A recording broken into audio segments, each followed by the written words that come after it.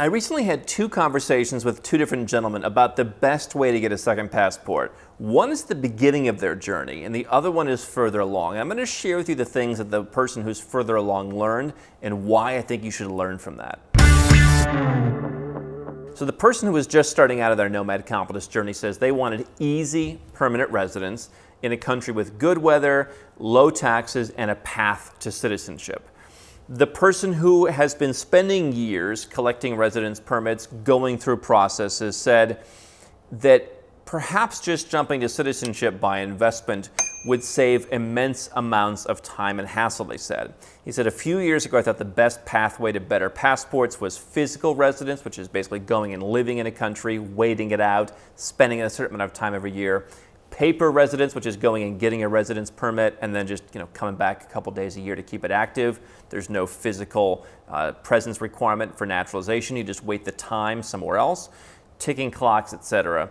And so he said it's often better, in his opinion now, just to pay and move on when getting second passports. And so if it's your first time here, I'm Andrew Henderson. I'm the founder of Nomad Capitalist. We're a boutique firm that helps 7- and 8-figure entrepreneurs and investors legally reduce their taxes, protect their assets, increase their freedom, and grow their opportunities internationally. And so second passports are a big part of that. If you only have one passport, you are a slave to that one country. They can jack up your taxes, they can draft you to the military, they can do all kinds of things to you. You need options, and especially if you're a successful person, Western governments are coming after you. They want new wealth taxes. Some countries want to tax you no matter where you live, where the United States does. And so what I would say to the first person who, number one, wants an easy permanent residence. First of all, not all residence is permanent, and you don't necessarily need to start out at permanent. Some residences start out at temporary, they then go to permanent, or they may go directly to citizenship in some cases. You don't always have to have permanent residence, and people often call it permanent residence even though it's not, so that's a misnomer. You also have to define what easy is. And I think what the second person is saying is, everything that seems so easy, oh, you just gather some paperwork, oh, you just go and file it, oh, you just wait around, eventually starts to get old, especially for someone who is running a business, has a portfolio, values their time. I think not enough people in this space value their time, and they think, oh, easy is just a matter of what is affordable, basically.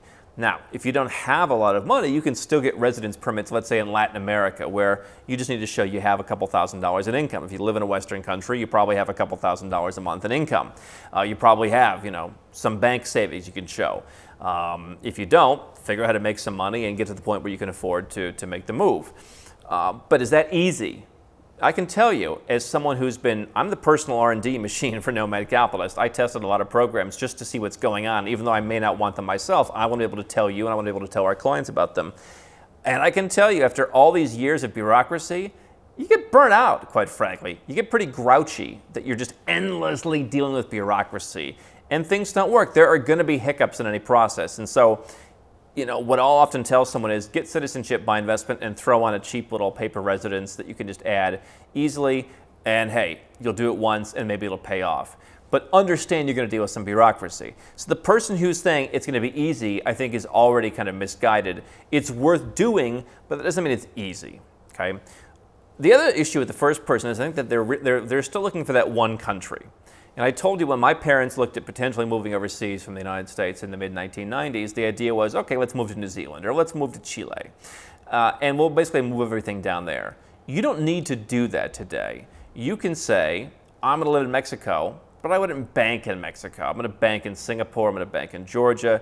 I'm going to be getting my citizenship in St. Lucia, for example. But I'm going to live in Mexico. I'm going to put all those together. I'm going to find a way to make that work logistically. And so to say I want an easy residence that gives me low taxes, good weather, and a path to citizenship, can you find that? Sure. I guess like in Latin America, for example, Uruguay is an example. Is it easy? Everything's easy and nothing is easy. Will you get citizenship? Yeah, it's largely up to civil law procedures, but if you really live there and really become part of the culture, you've got a decent chance. If you never live there, then you probably have no chance. They have a tax exemption for a certain number of years. I suppose the weather is decent. So that's one example where you can get that. I'm not saying it doesn't exist, but I don't want you to think it's just super easy. And again, if the idea of easy is I want to be able to not commit to that country, well then The low taxes start to come into question because some other country might try and tax you if you're spending more time there. The path to citizenship comes into question because I can tell you Uruguay does not really naturalize people who barely live there. You may be able to keep your residence for a while, but you're probably not going to get citizenship. Paraguay has moved in that direction as well. So the idea is you don't want to try and jam everything into one country. My suggestion, speaking of what the second gentleman said, I told him, the conversation was, if you're making good money from the mid six figures and up, you probably don't want to screw around with going to countries and getting paper residence, at least as your first citizenship.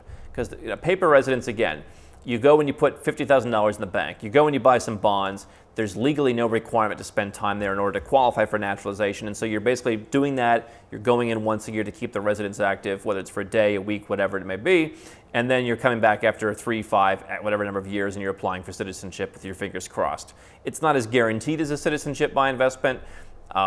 It's not as guaranteed as other ways to get citizenship, but it's not a bad way to add, especially if you're just starting out or if you want to add to your passport portfolio. But the point is, in many cases, if you're making good money, you don't want to be interrupted. I mean, for example, I spend part of my year in Malaysia. The idea with the Thai baht being down right now of just putting some money in the bank and getting an investor's visa in Thailand, that sounds pretty appealing. And guess what? The requirement is 1 day per year to go and keep that active, and you got to spend that 1 day sitting in an immigration office. Hey, it doesn't sound so bad, but guess what? I also have residence in the UAE. I've got to go there about every 6 months. And I can tell you, there's some times where it's like, I don't want to have to go and check in and do that. And so you keep adding these things that seem easy. 1 day here, 1 day there, 1 day every 6 months. By the time you add up all my different residences and the time you have to spend to keep them active, plus sometimes they change the requirements, as in Montenegro, they became more strict, you say to yourself, is it really that easy? And so my suggestion is I want to have a diverse portfolio of residences as well as citizenships, but I want to be aware of what they're doing. This is why we do R&D for our clients at Nomad Capitalist, so we can tell you, for example, yeah, you'll get Montenegro residence, but you're not going to keep it unless you really live there the vast majority of the year. Hey, you've got 3 different residence countries here, you've got to go, a couple days a year. Are you really going to be able to do that? And so I think that it's understanding your lifestyle, understanding that, every 6 months getting on a flight doesn't seem that bad, but, it can be frustrating every once in a while. And so you want to understand yourself, right? You want to understand, am I likely to give up on this? I could go through the hassle, as easy, quote unquote, as it is to get residence in Thailand. It's still collecting documents. It's still going through work, and I can have my case manager here at Nomad Capitalist help me, but it's still going to be a little bit of frustration. But am I going to, for every year, find a day to go to Thailand and sit in the immigration office and make sure my investor visa is renewed? Yeah, I think eventually I might decide it's not worth it. Am I going to put in the effort to, if I'm getting paper residence in a Spanish-speaking country, learn Spanish in the next 3 years? If I'm getting the Portugal Golden Visa, am I going to learn conversational Portuguese in the next, let's call it 6 years? If the answer is no, and you have to be honest with yourself, then maybe, let's say instead of a Portugal Golden Visa, you just want to be all in and get Malta citizenship. It's going to cost you 750,000 euros plus a little bit extra for any dependents that you have. But you get access within 18 months. You can live in any European country. You don't need to learn a new language. The language is English anyway. And maybe for some folks who can afford that, that's just a lot better. So I think being honest with yourself about which second passport you're actually going to commit to, which residences you're actually going to keep is valuable. Ask yourself about tax considerations. People constantly underestimate what the tax considerations are, that if you need to go and live in a country, let's say Portugal with their self-sufficient visa, if you're living there for 6 to 8 months a year, you're going to be liable for tax. If you're a multi-6-figure earner or higher, you could spend less tax with fewer hassles incorporating offshore and living in a non-dom jurisdiction in Europe, living in a territorial jurisdiction in Europe, living in a zero-tax jurisdiction somewhere else. And so do you want the hassles of doing the extra paperwork? So people think, oh, Portugal's so easy. They don't realize they don't get the Portugal tax incentives unless they're a tax resident there. That's going to trigger the blacklist, for example, where your company can be founded. And so is that worth it? So my formula is, if you go for the best of the best. We have helped more people recently with Malta citizenship. Okay, it's technically not called a Citizenship by Investment program. It's called the MEIN.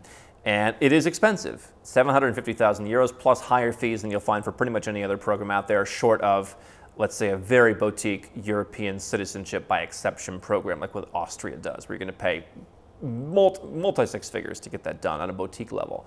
But for Malta, which is more of a commoditized program, you can get that done for a couple or a small family for probably under $1 million, but you're going to be done. You can have one of the best passports in the world, and you don't have to worry about it anymore. You spend 14, 15 days living in Malta over the course of that first year of residence. You don't really take on any extra tax complications. You've got to have a very clean background, I can tell you that. I mean, very, very clean backgrounds only.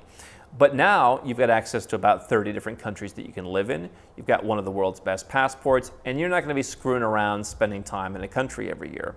Next would be a golden visa. So if you want citizenship, Portugal's probably the leader in that, although they've been inefficient as of late. Other golden visas allow you to live in Europe, but Portugal allows you to keep your current lifestyle and work towards citizenship. That would be the next. So hey, okay, I'm going to go to one country in Europe. I'm going to make it a vacation every year. After that, I'm going to look at citizenship by descent through my family tree.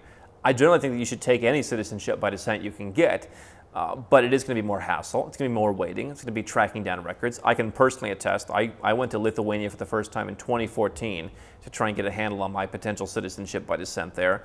And it took me many, many years to get some of the right documents, only to later find that those weren't the right documents or they wouldn't apply in my particular case. And so there is frustration. It's easy, but it's not easy.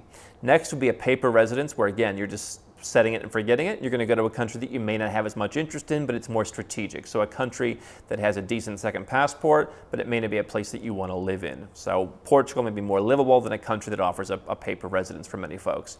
And then the last thing I would look at is naturalization, where I'm actually going to go and live there. Paper residence is a form of naturalization just with no physical presence requirements written into the law. Naturalization in a country like Latvia, for example, you can get their golden visa. You're going to spend 9 months a year living there. You're going to learn their language. So you have to ask yourself how far you're willing to go in terms of getting a second passport. What are the commitments you're willing to make? And I think people probably overpromise to themselves what they're willing to do. Are you really going to go to some far-flung country for a week every year to keep your residence active? Would it be better if you're successful just to write the $100,000 check in the Caribbean, to write the close to $1 million check to Malta and be done with it, knowing that you have the benefits earlier? And so I think that's a progression of the person at the beginning who thinks it's all one size fits all, just get one country, just check every box. That's not what's really going to happen. What you want to do if you're making six figures and above is figure out how to get to the end goal of second citizenship. And I would argue you probably need at least three now, faster, knowing yourself, and that's the order I would do it in.